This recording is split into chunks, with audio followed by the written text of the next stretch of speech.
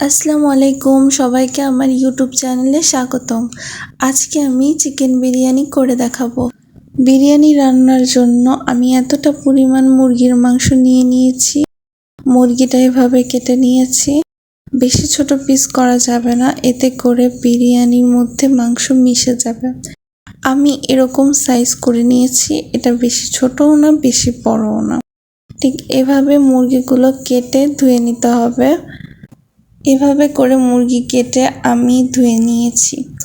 এখন আমার বিরিয়ানির জন্য লাগবে এতটা পরিমাণ পেঁয়াজ এবং কাঁচামরিচ। কাঁচামরিচ আমি এখানে 5টা নিয়েছি। 5টা কাঁচামরিচ কিন্তু আমি মাঝখান দিয়ে ফালি দিব না, এটাকে ভেঙে তারপর আমি ব্যবহার করব। আমি এতটা পরিমাণ পেঁয়াজ কুচি নিয়েছি, যার মধ্যে কিছু আমি পেঁয়াজ বেরেস্তা ও কিছু আমি বিরিয়ানির জন্য ব্যবহার করব। এখন আমি মুরগি ম্যারিনেট করে রাখবো। এর জন্য আমি মুরগির মধ্যে দিয়ে দিচ্ছি 1/2 চা চামচ লবণ, আর আমি 1 কাপ পরিমাণ টক দই পানির সাথে ফেটিয়ে এর মধ্যে দিয়ে দেব। এখন এটাকে হাত দিয়ে ভালো মতো মিশিয়ে নিয়ে আমি এটাকে আধা ঘন্টার জন্য ঢাকনা দিয়ে রেস্টে রাখবো। এখন আমি একটা বাটিতে 3 কাপ পরিমাণ পোলার চাল নিয়ে নিব। আমি এখানে 1 কাপ দিয়ে দিলাম, তারপরে দিলাম আরেক কাপ পোলার চাল, এরপরে দিয়ে দিচ্ছি আরও 1 কাপ। এখন এই চালটা ভালো মতো ধুয়ে পানি ছড়িয়ে নেব।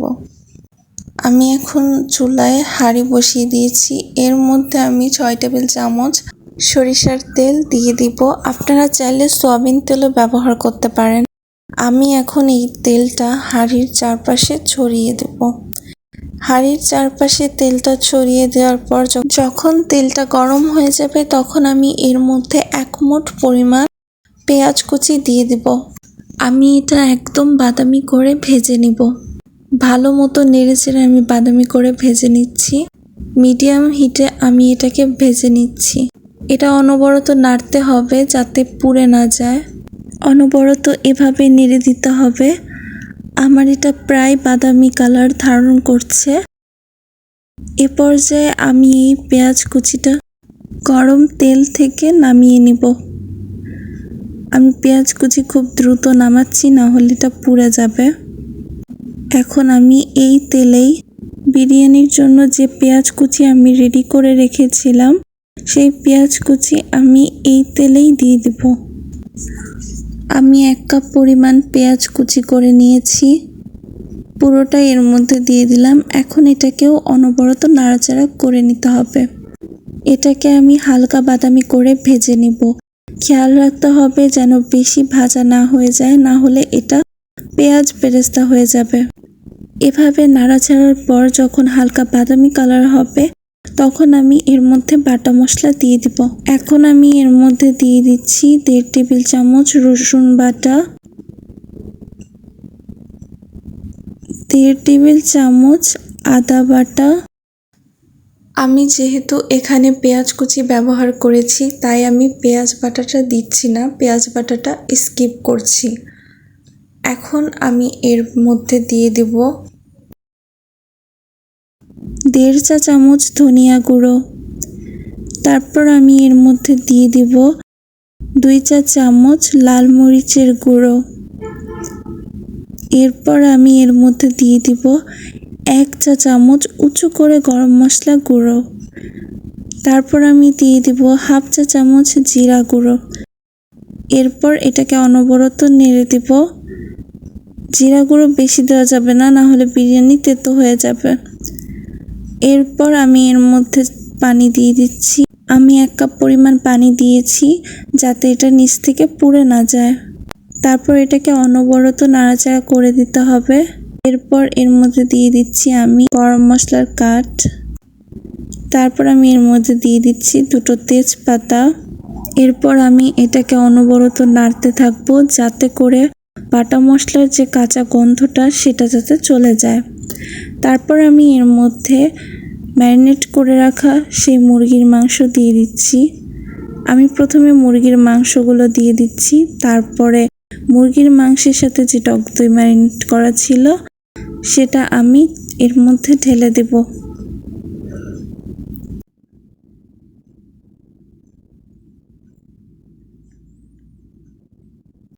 আমি এখন দিয়ে দিচ্ছি 2 টেবিল চামচ টমেটো সস।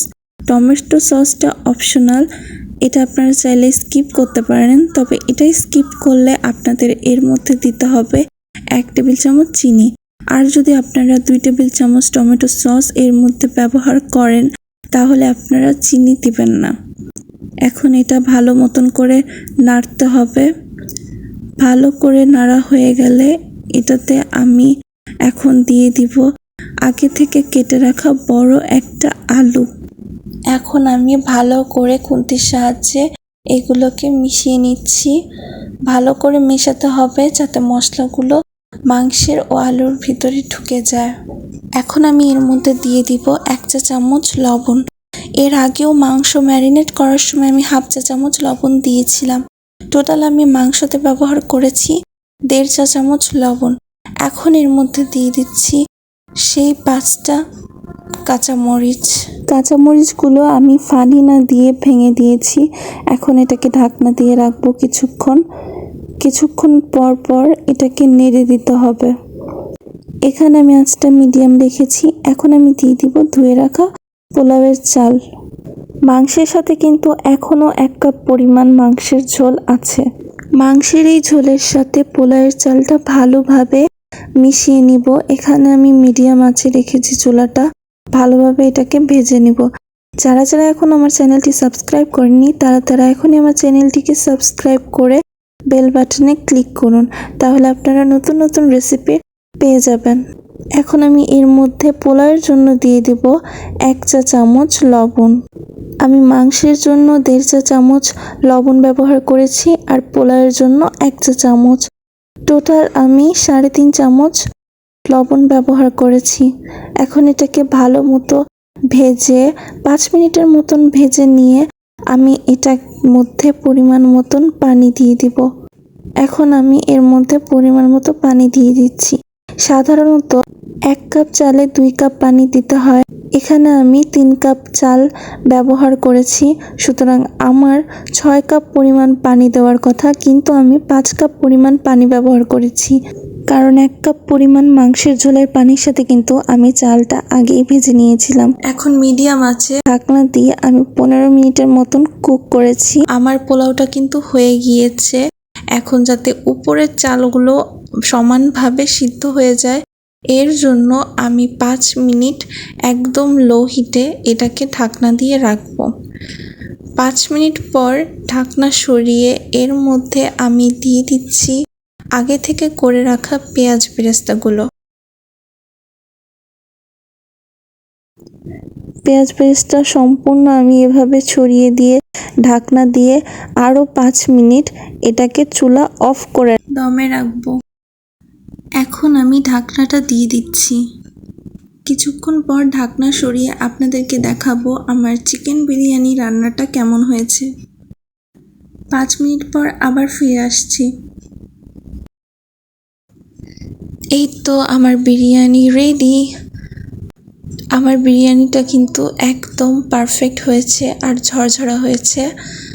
আপনারা বাসায় অবশ্যই ট্রাই করে দেখবেন, আশা করি ভালো লাগবে। আমার রেসিপিটি আপনাদের ভালো লেগে থাকলে চ্যানেলটিকে সাবস্ক্রাইব করে দিন। ধন্যবাদ।